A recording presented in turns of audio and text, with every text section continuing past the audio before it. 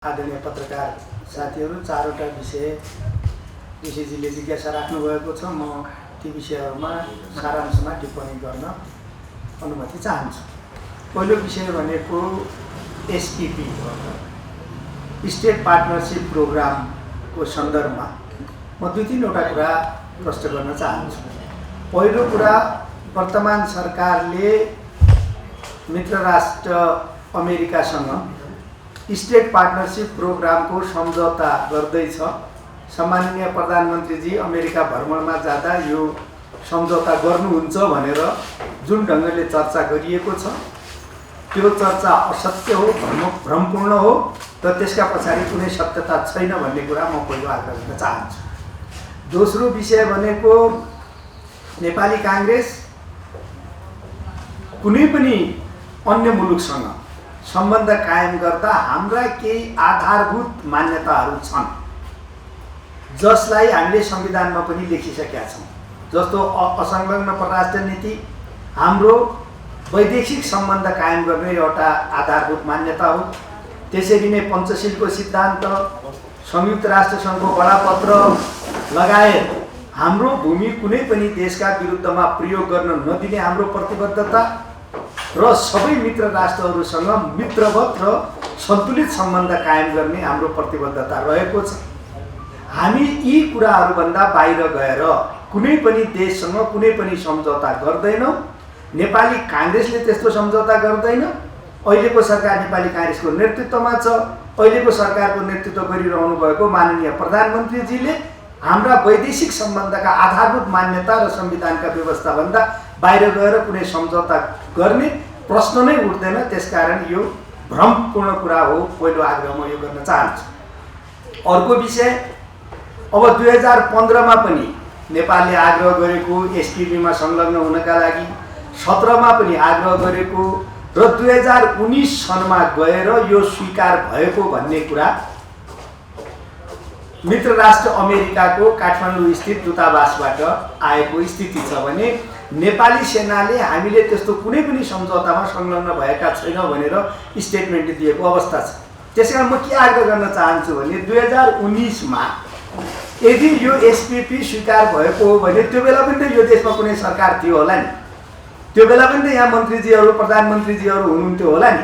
त्यसो भएको हुनाले कसको पालामा के कुराहरू भएका हुन् यो सबै कुरा अहिलेको सरकारले यसमा गम्भीरतम रूपले अनुसन्धान गरेर छानबिन गरेर सबै तथ्यहरू सार्वजनिक गरेर जनतालाई सूचित गर्नुपर्छ भन्ने म आग्रह गर्न चाहन्छु। किन भन्दा यहाँ फरक कुराहरू आइरहेका छन्। जस्तो 2019मा स्वीकार गरिएको भनेको छ। 2019मा स्वीकार गर्दा के पत्राचार भयो, कसका बिचमा भेट भयो, कसले यसलाई स्वीकार गर्न भन्यो, कसरी यो स्वीकार भयो, त्यो तथ्य सार्वजनिक हुन जरुरी छ। मलाई एक दुईवटा घटनाहरू अहिले स्मरण भइरहेका छ। 2019मा पनि तत्कालीन सरकारका मन्त्री अमेरिका जानुभएको थियो। उहाँ अमेरिकाबाट फर्केर आइसकेपछि यस्तै खालको विवादास्पद अभिव्यक्तिहरू र विवादास्पद कुराहरू र विभिन्न खालका चर्चाहरू उठेका थिए। त्यो बेला नेपाल कम्युनिस्ट पार्टीको सरकार थियो। नेपाल कम्युनिस्ट पार्टी भित्र पनि यो कुरा उठेको थियो र आम जनतामा पनि यो कुरा 2019मा पनि उठेको भने त्यो बेला वास्तवमा त्यो बेलाको सरकारले प्रश्न नै गरेन वास्तविकता के हो, भएको के हो। बडो विरोधाभासपूर्ण कुराहरू पटक आइरहे। त्यसो भएको हुनाले अहिले यो कुरा प्रश्न गर्नुपर्छ। म एकपटक फेरि आग्रह गर्न चाहन्छु, नेपाली काङ्ग्रेस जहिले पनि परराष्ट्र नीतिलाई निर्धारण गर्दा, परराष्ट्र नीतिलाई अगाडि बढाउँदा पार्टीभित्र पनि गम्भीर छलफल गरेर एउटा निष्कर्षमा पुग्ने र अरू पनि राजनीतिक दलहरूसँग गम्भीर रूपले छलफल गरेर राष्ट्रिय सहमति नै तयार गरेर अगाडि बढ्ने पार्टी हो। हामी अरू पार्टीसँग पनि कमसेकम परराष्ट्र नीतिका सम्बन्धमा र मुलुकभित्रका पनि अत्यन्त महत्त्वपूर्ण विषयहरूमा संवाद वार्ता गरेर एकता सहकार्यका साथ सबै राजनीतिक दलहरूका बिचमा सहमति गरेर अगाडि बढ्ने पार्टी भएको हुनाले अरू पार्टीको जस्तो खुर्चुक्क विदेशमा गएर एउटा कुरा गरेर आउने, देशभित्र आएर अर्कै कुरा गर्ने पार्टी काङ्ग्रेस होइन। त्यसो भएको हुनाले काङ्ग्रेसले यो सम्झौता गर्दैन। यो प्रश्न छ कसले के गरेका थिए यो कुरा नेपाली काङ्ग्रेसको धारणा पनि चाहिँ त हामी छलफल गर्छौँ र चाहिँ त सरकारले यो कुरा सार्वजनिक गर्नुपर्छ। 15 मा के भएको, 17 मा के भएको, 2019 मा के भएको, सरकारले यो कुरा सबै सत्य तथ्य बुझेर सार्वजनिक गर्न जरुरी छ। म यति आग्रह गर्न चाहन्छु। अर्को कुरा, उहाँले ऋषिजीले अहिले संसद अवरुद्ध भएको, अर्थमन्त्रीजीले जवाबै दिन नसकिराखेको विषय उठाउनु भएको छ। म के आग्रह गर्न चाहन्छु भने संसदभित्र म पनि हेरिराखेको छु, म संसदमा छैन, त्यहाँ उपस्थित छैन, तथापि बाहिरबाट हेर्दाखेरि संसदमा बजेट बनाउँदाखेरि के अवांछित गतिविधिहरू भए, हुन नपर्ने गतिविधिहरू भए भनेर प्रतिपक्षले प्रश्न उठाइरहेको अवस्था छ। यसका बारेमा पनि गम्भीर रूपले दलहरूका बीचमा छलफल गरेर निष्कर्षमा पुग्नुपर्छ। जहाँसम्म अहिले संसद नै अवरुद्ध गर्ने, अर्थमन्त्रीको राजीनामा माग्ने, अर्थमन्त्रीलाई जवाबै दिन नदिने कुरा छ, त्यो कुरा त्यति जायज हो भन्ने मलाई लाग्दैन। किनभने यस्ता कुरा यो पहिलोपटक उठेका होइनन् संसदभित्र। म दुईटा घटना जल्दी स्मरण गरिराखेको छु। म आफै ती घटनाको प्रत्यक्ष साक्षी छु। एकपटक आदरणीय स्वर्गीय भरत मोहन अधिकारीजी पछिल्लो समयमा अर्थमन्त्री भएको बेलामा यो विषय उठेको थियो। कान्तिपुर पत्रिकाले बजेटको भाषण हुनुभन्दा पहिला नै सम्पूर्ण बजेटका तथ्य र तथ्याङ्क कान्तिपुरमा प्रकाशित भए। यो कुराले छलफल पायो। कसरी संसदले जानकारी नपाइकन, जनताले जानकारी नपाइकन कसरी यो कुरा मिडियामा गयो भन्ने कुरा तत्काल उठेको थियो। त्यति मात्रै होइन, आदरणीय नेता भरत मोहन अधिकारीजीले संसदमा बजेट भाषण गर्ने क्रममा उहाँले बजेट भाषण सुरु गर्नुभन्दा पहिले नै बजेट वेबसाइटमा चाहिँ त प्रकाशित भइसकेको देखियो। त्यसमा त्यो बेलाको संविधान सभामा मैले नै प्रश्न उठाएको नियमावती गरेर, अर्थमन्त्रीजीले बजेट भाषण गर्दा गर्दै मैले प्रश्न उठाएको। मलाई लाग्छ मलाई त्योभन्दा पहिलाका घटना थाहा छैन, तर नेपालको संसदीय इतिहासमा अर्थमन्त्रीले भाषण गर्दा गर्दै गम्भीर विषय भएको हुनाले नियमावती गरेर प्रश्न पहिलोपटक उठेको थियो भन्ने मलाई लाग्छ। र मैले आफैले प्रश्न उठाएँ। त्यसपछि त्यो प्रश्नका माथि मलाई सम्झना छ, डाक्टर प्रकाश चन्द्र लोहनीजी हुनुहुन्थ्यो त्यो बेला संसद सदस्य, उहाँले पनि यसबारेमा आफ्नो धारणा राख्नुभयो र त्यो बेलाको सभामुखजीले यसका बारेमा पछि छलफल गरौँला, अहिले चाहिँ त बजेट भाषण गर्न दिउँ भनेर बजेट भाषण भयो। त्यसपछि एउटा समिति भनेर छानबिन गरेको। त्यो बेला अर्थमन्त्रीले राजीनामा दिनुभएको होइन, संसद अवरुद्ध भएको होइन, तर त्यसमा छानबिन गरेर अगाडि बढ्ने कुरा भयो। त्यसपछि अर्को पटक माननीय विष्णु पौडेलजी अर्थमन्त्री भएको बेला पनि त्यही घटना दोहोरियो। फेरि त्यो बेला पनि चाहिँ त बजेट पहिला नै लिक भयो भन्ने लगायतका कुरा उठिसकेपछि त्यो बेला पनि चाहिँ त एउटा समिति गठन गरेर छानबिन गरेको हो। त्यो समितिको संयोजक म आफै थिएँ। पहिला भरत मोहनजीको पाला बनेको कमिटीको म सदस्य थिएँ। विष्णु पौडेलजी अर्थमन्त्री भएको बेलाको चाहिँ त समितिको संयोजक म आफै थिएँ र त्यहाँ व्यापक रूपले छानबिन भएर चाहिँ त कमिटी एउटा निष्कर्षमा पुगेको अवस्था हो भने अहिले फरक के हो त भन्दाखेरि अर्थमन्त्रीको राजीनामा माग्ने, संसद अवरुद्ध गर्ने, अर्थमन्त्रीलाई जवाब नै दिन नदिने कुरा, यो कुरा ठिक भएन। योभन्दा पहिला पनि यस्ता प्रश्नहरू उठेका हुन्। त्यसलाई राजनीतिक दलहरूले आपसी सहमतिका आधारमा निष्कर्षमा पुर्याएको अवस्था हो। त्यसकारण मेरो एउटै आग्रह के भने इतिहास बिर्सिनुहुन्न। हिजोका दिनहरूमा जे घटना भए त्यो सबै बिर्सिने, सबै कुरा आज मात्रै भएको हो भन्ने ढङ्गले चाहिँ त जानुहुन्न भन्ने मेरो आग्रह छ।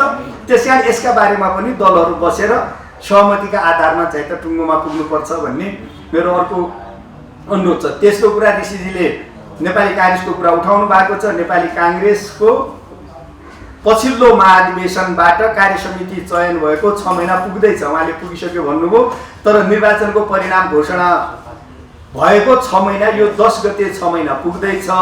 हाम्रो विधान अनुसार 6 महिनाभित्र विभाग लगायतका विभिन्न संरचनाहरू तयार गरिसक्नुपर्छ भन्ने भएको हुनाले अहिले चाहिँ त अब 10 गतेभित्र हामीले ती कुराहरूलाई अगाडि बढाउन जरुरी छ। अब बिचमा चाहिँ त स्थानीय निर्वाचन भएका कारणले हाम्रो महाधिवेशनको लगत्तै पछि चाहिँ त के भने सरकारका पनि धेरै महत्त्वपूर्ण कामहरू सरकारले पनि गर्नुपर्ने स्थिति भयो। मुलुकमा चाहिँ त विभिन्न महत्त्वपूर्ण विषयहरूलाई सम्बोधन गर्नुपर्ने अवस्था भयो र त्यसपछि चाहिँ त लगत्तै स्थानीय तहको निर्वाचन भएको हुनाले पनि पार्टीभित्रका कतिपय समयमा गर्नुपर्ने कामहरू थातिरहेका छन्, गर्न सकिएको छैन। तर त्यसलाई अब चाहिँ त यो 10 गतेभित्र त्यो काम पनि गरिसक्नुपर्छ भन्ने मलाई लाग्छ र चाहिँ त 10 गतेभित्र त्यो कामका लागि प्रारम्भ गर्नुपर्छ। नेपाली काङ्ग्रेसको केन्द्रीय कार्य समितिको बैठक पनि बस्नुपर्छ। मैले भने नि त स्थानीय तहको निर्वाचन भयो, यसको लगत्तै चाहिँ त के भनेपछि विभिन्न अरू महत्त्वपूर्ण राजनीतिक एजेन्डाहरू छन् देशमा, अरू पनि विषयहरूले चाहिँ त अलिकति अब पार्टीको सभापति नै प्रधानमन्त्री पनि हुनुहुन्छ, कार्यव्यस्तताको पनि अवस्था छ। तथापि अब नेपाली काङ्ग्रेसको केन्द्रीय कार्य समितिको बैठक बसाएर गत स्थानीय तहको निर्वाचनको पनि समीक्षा गर्न जरुरी छ, त्यसको पनि विवेचना गर्न जरुरी छ भने आगामी दिनमा काङ्ग्रेस अगाडि कसरी बढ्छ भन्ने कुराका लागि पनि केन्द्रीय कार्य समितिको बैठक पनि अब चाँडै बसाउनुपर्छ र 6 महिनाभित्र नै चाहिँ त विभागहरू पनि गठन गर्ने गरेर काम कुरोहरू अगाडि बढाउनुपर्छ भन्ने मलाई लाग्छ। अन्तिम चौथो कुरा ऋषिजीले अब यो गठबन्धनको के हुन्छ भनेर भनिरहनु भएको छ। अहिले केन्द्रमा गठबन्धनको सरकार छ, यसको नेतृत्व काङ्ग्रेसले गरेको छ र यो गठबन्धनले निरन्तरता पाउँछ भन्ने मलाई लागेको छ। जहाँसम्म आगामी निर्वाचनमा सिटहरूको तालमेलको बारेमा कुरा छ, आगामी निर्वाचनमा सिटहरूको तालमेल कसरी हुन्छ, के कति हुन्छ, त्यसको मोडालिटी के हुन्छ, त्यसका आधारहरू के हुन्छन्, अथवा चाहिँ त आगामी निर्वाचनमा सिटहरूको तालमेल भएर जान्छ कि नभएर जान्छ, यी लगायतका कुराहरूका बारेमा पनि नेपाली काङ्ग्रेसले केन्द्रीय कार्य समितिमा छलफल गरेर पार्टी एउटा दृष्टिकोणमा पुग्नुपर्छ र त्यही ढङ्गले अगाडि बढ्नुपर्छ भन्ने आग्रह गर्दै र त्यही ढङ्गले काङ्ग्रेस चाहिँ त अगाडि बढ्छ। मैले यति निवेदन गरेँ। धन्यवाद। जस्तो प्रश्नलाई साथीहरूलाई प्रकाश दालजी किन उहाँको बैठकमा माओवादी केन्द्रबाट निर्वाचित जनप्रतिनिधिहरूसँग प्रशिक्षण गर्ने कार्यक्रममा त्यो उद्घाटन कार्यक्रममा के भन्नुभएको थियो भने काङ्ग्रेसको विगतमा एमालेको चाहिँ दममा बढ्दै गयो भने गठबन्धन टुट्न सक्छ, काङ्ग्रेसले दम्ब देखाइरहेको छ भन्ने सङ्केत गर्नुभएको छ। यसप्रति तपाईँलाई म सोध्न चाहन्छु कि काङ्ग्रेसले दम्ब देखाएको हो? काङ्ग्रेसले बिल्कुल पनि दम्ब देखाएको छैन। काङ्ग्रेसको मैले भने नि त हाम्रो आधारभूत चरित्र अथवा हाम्रो चाहिँ त विशेषता नै के हो भने सबै राजनीतिक दलहरूका बिचमा महत्त्वपूर्ण विषयहरूमा छलफल सहकार्य गरेर निष्कर्षमा पुग्ने हाम्रो आधारभूत कार्यशैली हो। त्यसै आधारमा अहिले पनि नेपाली काङ्ग्रेसले आफ्नो नेतृत्वमा विभिन्न राजनीतिक दलहरूसँग मिलेर सहकार्य गरिराखेका छ र मुलुककै लागि अत्यन्त महत्त्वपूर्ण र संवेदनशील विषयमा त हामी प्रतिपक्षसँग पनि सरसल्लाह गरेर मात्रै अगाडि बढ्न चाहन्छौँ। त्यसो भएको हुनाले काङ्ग्रेसले दम्ब देखाउने, घमण्ड गर्ने, एकलौटी ढङ्गले हिँड्न चाहने प्रश्न नै उठ्दैन। र अहिलेको हाम्रो पार्टी सभापति जुन स्वयं माननीय प्रधानमन्त्री पनि हुनुहुन्छ, उहाँको व्यक्तिगत रूपले पनि सबैलाई मिलाएर जाने नै उहाँको स्वभाव हो। त्यही ढङ्गले उहाँ हिँडिराख्नु भएको छ। जहाँसम्म कमरेड प्रचण्डले गर्नुभएको टिप्पणी छ, म त के मात्रै आग्रह गर्न चाहन्छु भने काङ्ग्रेसले त्यस्तै दम्ब देखाएको भए, उहाँहरूलाई समेटेर अगाडि बढ्न नचाहेको भए सम्भवतः उहाँहरू अहिले स्थानीय तहको निर्वाचनमा तेस्रो पार्टीका रूपमा स्थापित हुनुहुन्थेन होला। उहाँ तेस्रो पार्टीका रूपमा स्थापित हुनुभएको छ। त्यो कुरालाई पनि उहाँले हेक्का राख्न, स्मरणमा राख्न जरुरी छ। काङ्ग्रेसले एउटा सहमतिको वातावरण बनाएर सिटको पनि तालमेल गरेर अगाडि बढेका कारणले उहाँ पनि तेस्रो पार्टी हुनुभयो नि त। काङ्ग्रेसले तालमेल लगेर भए ठिकै छ, काङ्ग्रेसलाई पनि के नोक्सान हुन्थ्यो होला, तर उहाँलाई त ज्यादा गम्भीर ढङ्गको नोक्सानी हुन्थ्यो होला नि। त्यसो भएको हुनाले काङ्ग्रेसले समेट्न नै प्रयत्न गरेको छ। तथापि चाहिँ त गएको इलेक्सनमा सिटको तालमेलमा कहीँनिर कमी कमजोरीहरू रहेका छन् भने पनि अब त्यसलाई पनि छलफल गरेर एउटा निष्कर्षमा पुग्न सकिन्छ र आगामी दिनका लागि ठिक ढङ्गले बाटो तय गर्न सकिन्छ। नेपाली काङ्ग्रेसले हामीले राम्रोसँग बुझेका छौँ, विदेश कुनै पनि देशसँग, कुनै पनि मित्र राष्ट्रसँग सम्बन्ध कायम गर्दा, सम्बन्ध निर्धारण गर्दा हाम्रा के आधारभूत मान्यताहरू छन्। असंलग्न परराष्ट्र नीतिको मान्यता छ, त्यसरी नै तपाईँको पञ्चशीलको सिद्धान्तको मान्यता छ, संयुक्त राष्ट्र सङ्घको बडापत्रको मान्यता छ। हाम्रो भूमि कसै पनि देशका विरुद्धमा प्रयोग हुन दिँदैनौँ भन्ने हाम्रो प्रतिबद्धता छ। हामीले सबै मित्र राष्ट्रहरूसँग मित्रवत सम्बन्ध, सन्तुलित सम्बन्ध राख्छौँ। छिमेकी राष्ट्रहरूसँग पनि हामी मित्रवत र सन्तुलित सम्बन्ध राख्छौँ भन्ने हाम्रो आधारभूत मान्यता छ। त्यो मान्यता खण्डित हुने गरेर, त्यो मान्यताबाट विचलन हुने गरेर संविधानका आधारभूत कुराहरूसँग चाहिँ त बेमेल हुने गरेर नेपाली काङ्ग्रेसले कुनै सहमति गर्दैन, कुनै सम्झौता गर्दैन।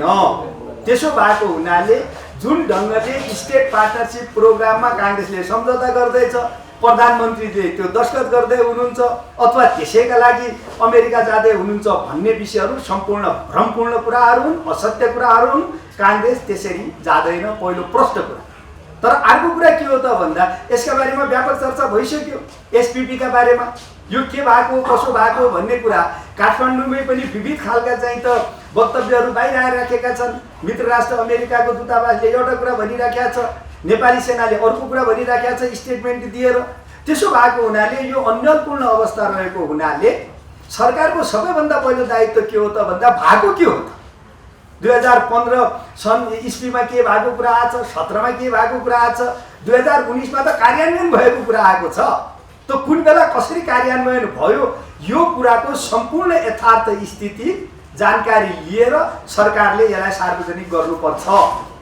त्यसले के हुन्छ सबै खालका अन्यलहरू समाप्त हुन्छ भन्ने मेरो आग्रह हो। त्यसो भएको हुनाले अमेरिका भ्रमण गर्ने जहाँसम्म प्रधानमन्त्रीको कुरा छ, मित्र राष्ट्रहरूको भ्रमण गर्ने हाम्रो पुरानो प्रचलन हो।